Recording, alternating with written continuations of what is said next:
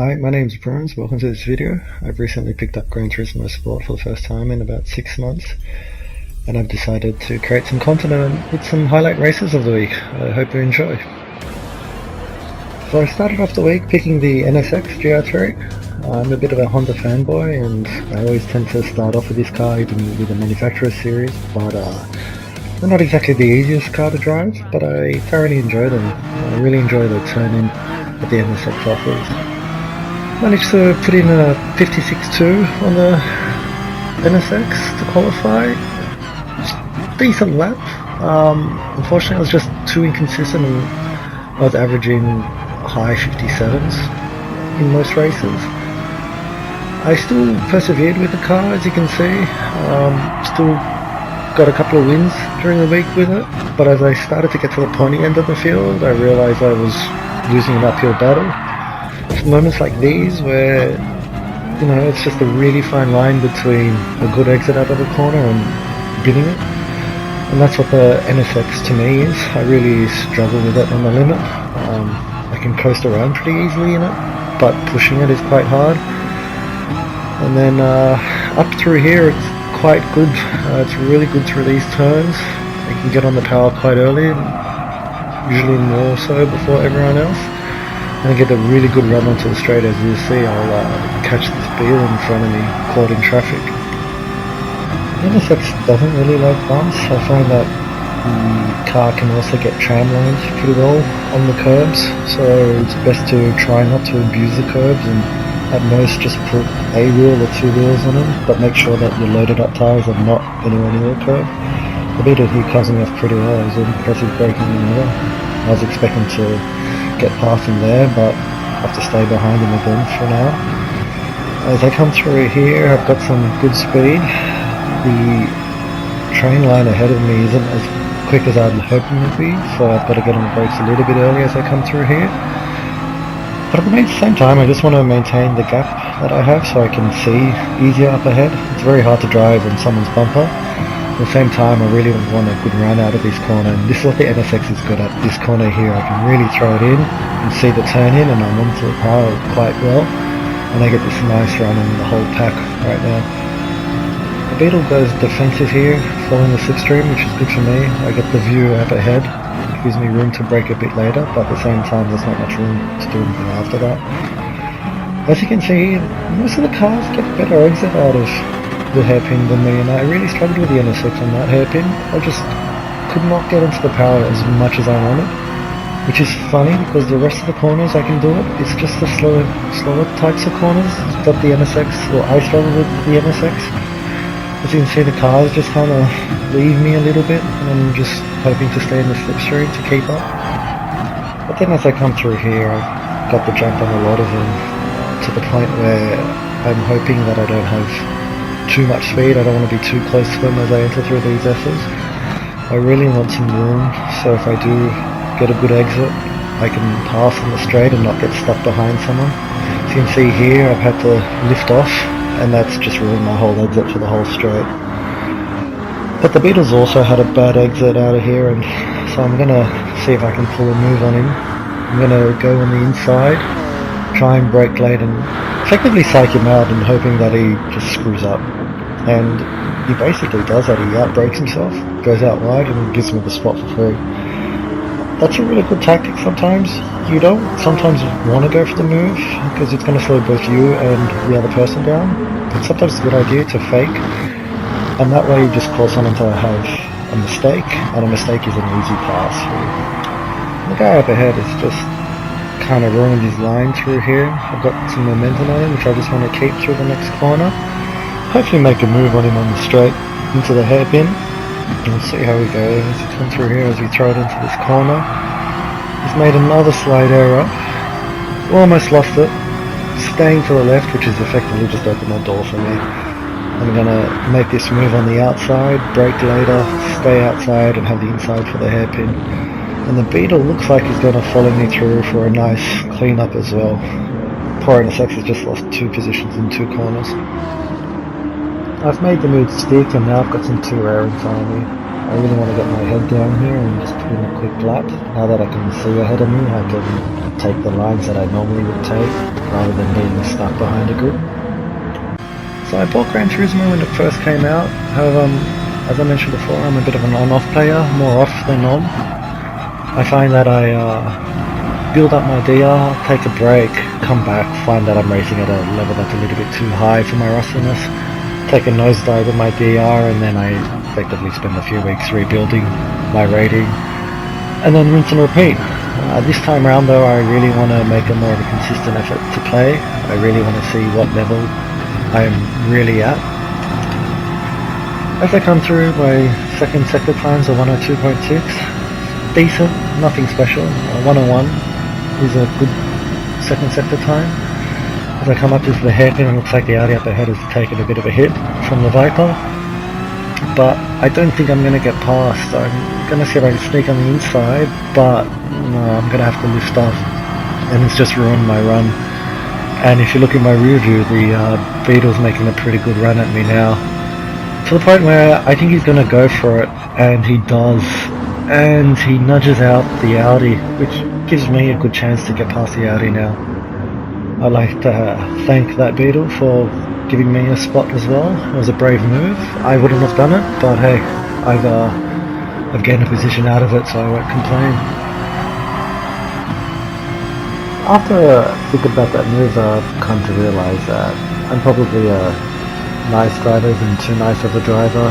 I generally won't shove the car up the corner as much as I should, or maybe I should have the opportunity and I won't. Ideally, if I'm going to make a pass, I want it to be clear and concise. I don't want any questions raised about it. And I kind of expect the same from other people. If you've only got like, a little bit up my quarter panel and I turn in and you're there, then I kind of think it's a bit of a dirty move, because you effectively don't really have the chance to make the move stick. And in most cases I find that people that do that generally don't even keep to a line that allows you to continue on. That's why I highlighted some of these videos, because I found them really clean. Some moves that didn't quite work out, we ended up side by side next to people, and we gave each other plenty of room. Both of us able to take the corners, both of us respecting our corner exits, because that's what happens a lot of the time, is you just get pushed out and run off the road, and it's not a nice feeling. And I try not to do the same to people if I'm going to go for the inside move. Like I am here, I'm going to make it nice and clean, and the Audi seems to have followed me through. So that was a pretty good maneuver. Now there are only a few more corners left. It's the last lap and the Viper is pretty close that I can almost see a move. I'm going to try and maximize my corner entry and exit, flipping the apexes like I do here, trying to get onto the power as soon as I can. I'll just run a little bit wide here, but it looks like I've still got a fairly good run on him. I'm going to try and maximize my cornering ability in this last corner as I throw it in. It takes an unusually tight line. And I've closed the gap, and it's going to be a close one, but I just don't think I've got the straight line speed to pass him. But it was a good race though. And funny enough, we end up 6th. Seems like I've copied someone, or a few people on the internet. But hey, if I could have finished higher, I would have. I've stuck with the NSX for a couple of days, and I wasn't really getting any more out of it, so I decided to switch to the Porsche. I generally avoid the Porsche because everyone seems to use the Porsche or the R8 for this track combo. I don't like following the crowd, but I decided to give the Porsche a go, and oh my gosh, I was impressed. Not only was I able to beat my 56 to within minutes of driving the Porsche, I was able to put mid 56s lap after lap consistently. And it just made me feel like such a better driver compared to the NSX. It just was so consistent. You're just consistently fast with this car. Even with mistakes, you're still putting down 56s, low 57s, whereas a mistake would cost you a whole second in the NSX. Now I've had to set the bias to 5 to the rear, because it's the only way I could get the corner turn in similar to the NSX. and it's not as good. You have to brake a little bit earlier, turn in a bit earlier, but I'm able to carry speed through the corners regardless. And I was just honestly really impressed with the Porsche. I can understand why everyone uses it. I don't hate people for using it. I don't think anything less of people that use it. I just prefer to drive something different, and that's only my choice. But I'm actually really happy that I decided to pick the Porsche, because it's just kind of like opened up a new portion to the game to me. I was able to really push my limits and also compare myself to other drivers. Not many people were driving the NSX, so I didn't know if I was fast or slow compared to a good driver, whereas there were quite a few Porsche drivers, and I was able to easily see where I was doing better or worse than most drivers. Now, I've highlighted this race because it was just an unbelievable race. The racing was close, it was intense, and it was quick. You'll see the top 5 guys, top 4 minus first, just nose to tail. First is in sight, and we're just really pushing the limits. There are different cars here, strengths and weaknesses, and it was just an amazing race.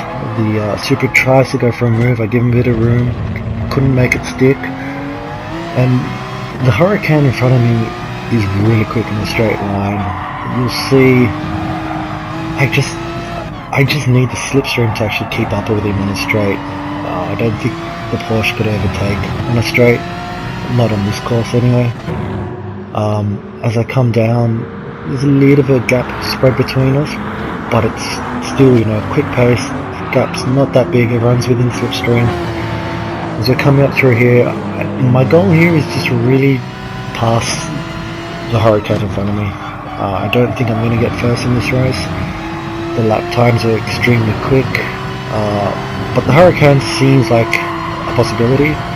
He's a little bit loose coming through here, lets me gain on him a little bit, gets me a little bit closer, and you'll see the slipstream effect and how quick that Hurricane is. I'm barely catching him, like it takes right to the end of the straight for me to really gain any advantage, at which point I've got to brake, so I know this is not going to be the best area to pass him. So my goal here is just to really stick to him, stay in his slipstream, get a good toe somewhere and just wait for him to make a mistake. Now, I find it hard to drive like this. I'm not confident when I can't see in front of me, and when I've got a bumper blocking a good portion of the view, I tend to brake a little bit earlier because I really just don't want to make a mistake right now. And I'm actually feeling quite nervous through here. I just really want to keep the pace, really just see how well I can do in this race. And I've only come to realise that my only real chance to pass the Hurricane is to kind of pressure him into a mistake. If I can just stay in his mirrors, get him to keep one eye in his rear view and one eye in front, I think he'll make a mistake. He was sloppy before, he's sloppy through the hairpin, and I'm right on him now, but he just gets a good pull out of that hairpin, and I'm really just going to have to wait and just play a patient game with him. Just kind of duck in and out, get him to focus on me rather than ahead, and you'll see how we go. Oh, and if you have any thoughts or opinions about this content, please leave a comment. I'll be hopefully getting a chance to go through it and reading.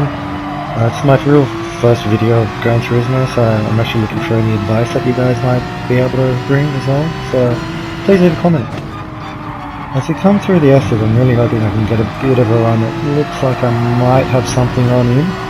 As I come to the last section, he's gone a little bit wide, he's hit the grass. Here's my chance, I'm going to go through.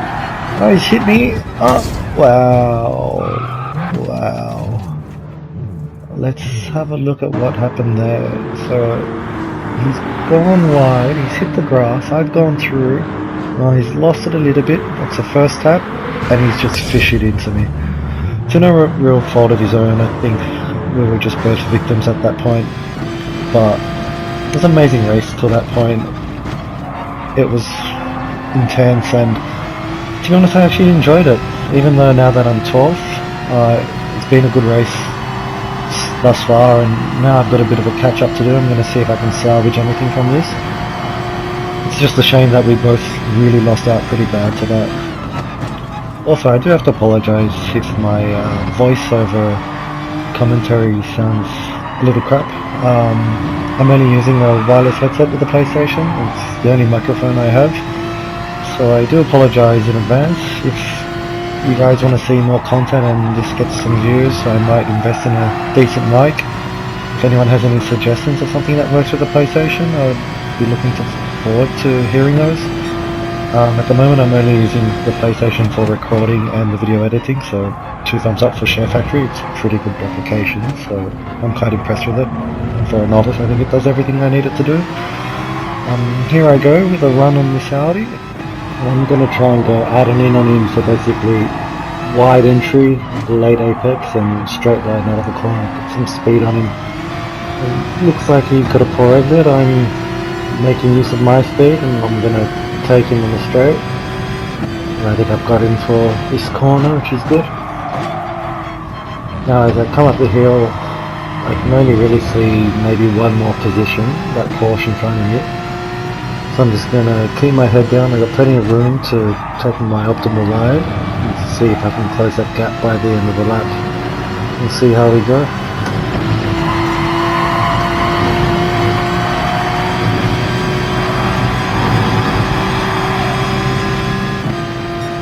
And that didn't take very long. I'm already in slipstream, I'm gaining on him pretty quickly, going slightly defensive. It's alright, I'll just stay to the outside, give him some space, he's going to go through. Can I cut under? No. It's alright. Pretty much have him teed up for the last few corners. Let's see how he handles the pressure of me behind him. Had to back off slightly there, just want to make sure I have space to get a good run out in the corner.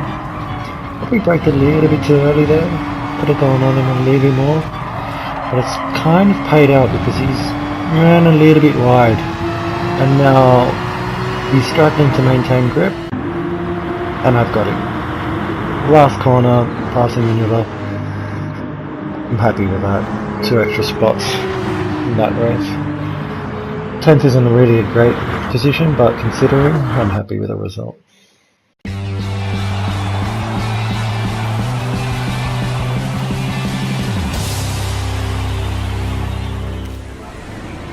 So after consistently doing very low 56s, optimals were in the 55s but I could never hit it, I somehow pulled out a 55.8 in the Porsche and I'm extremely happy with that qualifying time. I don't think I've seen any other Porsches quick as that, although I am racing during the day. Unfortunately I have a lot of spare time at the moment, hence why I'm doing this content. And the main time I can play is during the day, which leads to the competition not being as good as it is. So I kind of have to wait for the kids to come home from school for the competition to get better. And this is where most of these videos kind of come from, because during the day I was pole position, leading the whole race, winning. I've racked up like 15 wins or so, maybe 15 is exaggerating a bit, but I racked up a lot of wins, but it wasn't really fun. So now it's kind of good to race with people at a similar level. And at this point, my qualifying time is maybe a little bit quicker than what I can actually handle. So I'm second. The Audi's quick around this course, and you can see him pull away. If he gets a good line, he's got a good run on me. But I'm trying my best to maintain it. And the only thing I can really hope for is just maintain pace. This guy's knocked out 55s during race conditions, so if I can just stick with him, I'm pretty happy with that result. And now I'm going to just focus, put my head down, and try and maintain this pace. Focusing, focusing, focusing, focusing harder, focusing, focusing, focusing a little bit less. Focusing, focusing harder, catching him, getting a little bit closer, and then this is what happens when you focus a little bit too hard. Kind of not pay attention to some things, like dipping a wheel into the grass for this corner, which is a little bit embarrassing. Let's have a look at that. Focused, focused, focused, not focused. And there we go. Ideally you want to be as wide as possible for that whole turn and then cut in for a straight line out. But now I've lost, how many positions? 8 positions? But this is where things get interesting. So I'm now 10th, and there is 1, 2, 3, 4, 5 cars in front of me. 5, maybe 6, I can't see. And in my head I'm like, okay, it's the second lap. This is going to get good. If these guys are fighting, I might be able to take advantage. So I try and focus on them. Try to keep my distance, because it looks like they're going 3 wide, 2 wide into corners. Someone's going to lose out. I don't want to be too close where I can be effective. I just want to be able to pick my line, hopefully drive through an issue. And so far it's not happening. And I'm watching and I'm like, surely someone's going to get run off, someone's going to get punted. And no one gets punted. There's a little bit of shoving, there's a little bit of rubbing, but everything is fine. Like, you can see the bumping and grinding, and I'm still stuck behind this pack. As we go through the hairpin, everyone is still there. And at this point I think to myself, this is some pretty good racing. Like, to be 2 wide, 3 wide, and to have that respect of each other, this is just impressive. I was more happier being in 10th watching this and being a part of this than being second and just following first.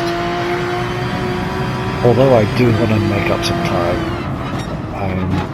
Just pace is a little bit slow, and I want to go a little bit quicker, and I want to get past this group. The Porsche head loses it, I tap in, race incident, nothing of it. But it just sets me back a little bit, and I just feel like I need to just pass one person, and then here we go. Look, two wide, and here I go through, and I'm like, finally I get to pass on him, but no. He's got a better run out of me. I had to lift off a couple of times, and I'm still stuck behind this group, enjoying every single minute of it. Surely someone's gonna make a mistake. I can't be stuck behind this group for almost the whole lap and have nothing to show for it. So it looks like I've got a chance in the Ferrari and decide to force it. Well, by forcing it was pretty clean. I don't think I actually forced anything, but normally I probably would be a little bit too soft to attempt something like that. But at least now I'm ahead of one person. And now the pack is thinned out a bit, so I've kind of lost my opportunity to make some big gains quickly. But I'm going to try and make the most of what I have. I've got to run on the Porsche. I'm going to just use the slipstream a bit, go onto the inside. Not my favourite line, but I stick it and I make it. Give him a bit of room on the inside. And I'm clear, and I'm actually surprised I made that move work. Usually the person on the inside of that hairpin was going to win out, but I did it, and I'm now focused on the FT1 ahead. As you can see on the right hand side of the lap times, I haven't done a single lap under 2 minutes. That group really held me up, almost costing me 4 seconds a lap, including the accident that I had. So I'm hoping that the FT1's pace is somewhere in the 58, 59 region, and if I can pull out a 56, I'm going to get up to him. I'm just going to see if I can actually manage to create something out of it so I can pass him. As they run slightly wide through here, it's going to give me a good chance now to do something. I'm going to use the slipstream, hopefully pull ahead a little bit, slowly catching him and slowly catching him. I'm not going to be able to do anything here, but I'm just going to try and set things up for the last corner. As I try and put some pressure on him, fill up his rearview mirror, see if I can force a mistake. I'd rather him make a mistake and give me an easy opportunity to pass than me having to work hard for it. And I'm sure by now I'm filling up his rearview mirror. I fake a move to the inside, but I brake a little bit early. He doesn't fall for it, covers off that line. Now I'm going to see how he goes through here. He runs a little bit right. Here's my chance. I'm going to put my foot to the floor. But he's just lost a little bit of grip and I tap him and I've lost my momentum. See if I can make a move out of this corner, but I don't think it's going to happen. Pull up alongside him, but I can't do anything. I'm just going to tuck in behind him and take 8th. So thanks guys, thanks for watching the videos, and hopefully leave some comments and tell me what you think. Thanks.